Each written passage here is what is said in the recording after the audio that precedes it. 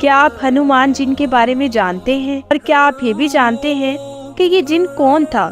اور کیا آپ یہ بھی حیران کن بات جانتے ہیں کہ اس کے جکڑ میں ایک خاتون کیسے آ گئی اور اس سے کون سی غلطی سرزد ہوئی جو وہ جن کے زیر اثر آ گئی؟ ان اہم سوالات کے جوابات جاننے کے لیے ویڈیو کو اینڈ تک لازمی دیکھیے۔ Doctor A.R. جاوید لکھتے ہیں، ہمارا پیشہ ذمہ داری ہے اور رشتہ داروں کے 4 یا 5 کرانے ایک ہی احاطے میں سکونت پذیر ہیں۔ بائی بیاہ کر کے جب سے بیوی کو گھر لائے تھے، بابی کا قاعدہ یہ تھا کہ صبح 4 بجے اٹھتی اور گھر کے کام کاج میں لگ جاتی۔ دوسروں کے جاگنے تک وہ مویشیوں کا گوبر اٹھاتی، جھاڑو دیتی اور صبح ہوتے ہوتے گھر والوں کا ناشتہ تیار کر دیتی۔ محنت کے سبب بابی کا معدہ کافی مضبوط تھا۔ 6-7 روٹیاں کھانے کے بعد بھی شکایت کرتی کہ پیٹ نہیں بھرا۔ ہم یہ سمجھ کر کے کام زیادہ کرتی ہیں، اس لیے بھوک بھی زیادہ لگتی ہے، ان باتوں پر توجہ نہیں کرتے۔ یہ بات بھی قابل ذکر ہے کہ اتنا کام کرتے وقت ان کے ماتھے پر کبھی شکن بھی نہیں آئی تھی، نہ ہی کبھی شکوا کرتی کہ اتنے آدمی گھر میں موجود ہیں، کام کا بوجھ مجھ پر ہی کیوں ڈال دیا گیا ہے۔ 6 مہینے تک صورتحال یہی رہی۔ پھر یکایک ہم نے محسوس کیا کہ ان کے طرز عمل میں تبدیلی پیدا ہو رہی ہے۔ ان کی بھوک بالکل گھٹ گئی اور اس لیے کام بھی چھوڑ دیا۔ چند روز بعد بابی پر دورے پڑنے لگے۔ ہوتا یہ کہ وہ دورہ پڑنے سے کب چھپ جاتی اور پھر گر کر بے ہوش ہو جاتی۔ دورے کا کوئی وقت مقرر نہیں ہوتا، کبھی رات کو پڑتا، کبھی دن میں۔ ان کی گود میں تقریباً 2 سال کی بچی تھی۔ اس زمانے میں بچی سے پیار بھی کم ہو گیا۔ دورے سے ہوش میں آنے کے بعد ان کے چہرے پر تھکاوٹ کے آثار نمایاں ہوتے، رنگ پیلا پھٹ جاتا۔ ہوش میں آنے کے 10-15 منٹ بعد تک اتنی سکت نہ ہوتی کہ اٹھ بیٹھتی تھی۔ دورے کے بعد جب گھر والے پوچھتے کہ کیا ہو گیا تھا تو کہتی کہ کیوں پوچھتے ہو، تمہارا اس سے کیا مطلب ہے۔ 5-6 مہینے تک یہی حالت جاری رہی۔ اس زمانے میں کافی علاج کرائے گئے مگر بے فائدہ۔ میں خود بھی ڈاکٹر ہوں، پریکٹس کرتا ہوں، متعدد دوائیں تجویز کی۔ دوا کے اثر سے چند روز تک فرق پڑتا، پھر وہی حالت شروع ہو جاتی۔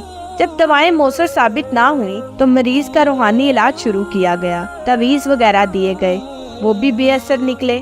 ہمارے ایک دوست نے جو مولوی صاحب تھے بتایا کہ فلاں جگہ کامل رہتے ہیں، اس قسم کے جناتی مریضوں کا علاج کرتے ہیں اور ان کے علاج سے بعض لوگوں کو فائدہ بھی ہوا ہے۔ بہتر یہ ہے کہ ان عامل صاحب کو بلایا جائے۔ ہم نے ان عامل صاحب کو بلانے کا مشورہ مان لیا۔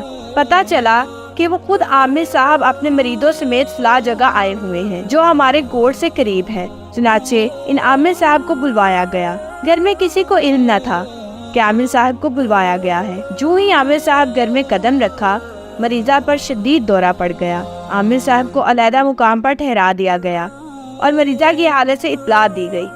انہوں نے والد صاحب کو ایک آیت بتلائی اور کہا کہ یہ آیت پڑھ کر مریضہ پر دم کر دو۔ والد صاحب نے آیت پڑھ کر مریضہ پر پھونک ماری تو وہ ہوش میں آ گئی، دورے کی کیفیت دور ہو گئی۔ عامل صاحب نے حکم دیا کہ مریضہ شام تک قرآن پاک کی تلاوت کرتی رہے۔ مریضہ نے حکم کی تعمیل کی تو انہیں ایسا محسوس ہوا کہ جیسے ایک سایہ اندر گھوم رہا ہے۔ عشاء کے وقت تک عامل صاحب نے مریضہ کو نہیں دیکھا تھا۔ عشاء کے بعد انہوں نے عمل کا ارادہ کیا۔ زمین پر چادر بچھا دی گئی، چادر پر بھابھی کو بٹھا دیا گیا۔ خود عامل صاحب دور ایک چارپائی پر تشریف فرما ہوئے۔ ریت سے بھرا ہوا ڈبہ منگوایا گیا، اگر بتیاں منگوا کر اس ریت میں گاڑی گئی۔ ہاں، یہ بات بتانی رہ گئی کہ عامل صاحب کے ساتھ دوسرا ایک شخص اور بھی تھا جسے وہ اپنا خلیفہ کہتے تھے۔ اور عامل صاحب نے پہلے کوئی وظیفہ پڑھا، پھر کلام پاک کی تلاوت شروع کر دی۔ اس کے بعد مریضہ سے پوچھا تو کون ہے؟ کئی مرتبہ پوچھنے کے بعد کوئی جواب نہ ملا تو عامل صاحب کو جلال آ گیا۔ تیور اور لہجہ بدل کر کہنے لگے کہ بتا تو کون ہے، ورنہ تیرا کوئی اور علاج کروں گا۔ اس پر مریضہ نے کہا کہ میں جن ہوں۔ کیا نام ہے تیرا؟ میرا نام ہنومان جن ہے۔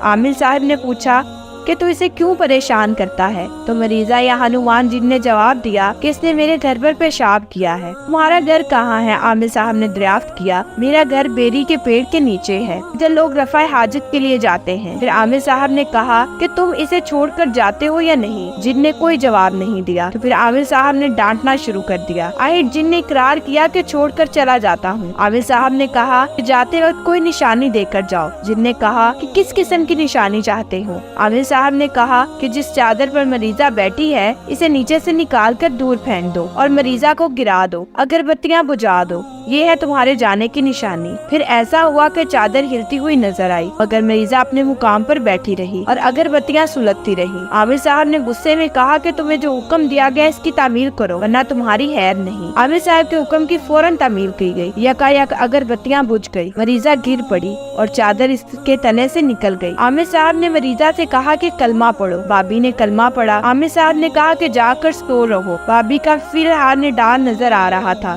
دوسرے روز ہم نے بابی سے پوچھا کہ اب آپ کی طبیعت کیسی ہے؟ کہنے لگی بالکل ہلکی۔ دوسرے روز صبح کو عامر صاحب نے ہمارے گھر کی بھیڑ کے کان سے خون نکالا اور اس خون سے ایک تعویذ لکھا۔ بھیڑ کے لیے حکم دیا گیا کہ اسے کسی مسکین یا فقیر کو دے دو یا ذبح کر کے اس کا گوشت بانٹ دو۔ خبردار اس بھیڑ کو ہرگز گھر میں نہ رکھنا۔ ہم لوگوں نے کہا کہ آپ سے زیادہ اس بھیڑ کا مستحق کون ہوگا، آپ ہی قبول فرما لے۔